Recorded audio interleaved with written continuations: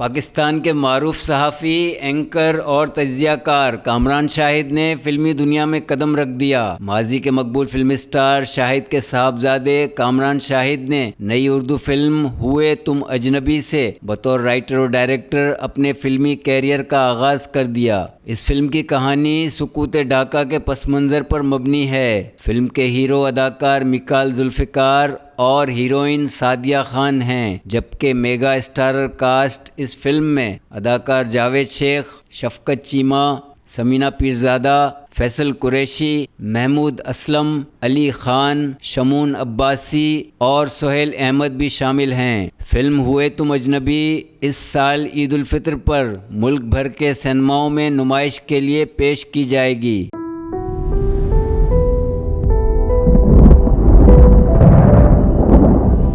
50 برس بیت گئے، آنسوؤں اور خون کے سمندر میں محبت کی ایک داستان یہیں بنگال ڈھاکہ یونیورسٹی میں لکھی گئی۔ زینت اور نظام الدین کی کہانی۔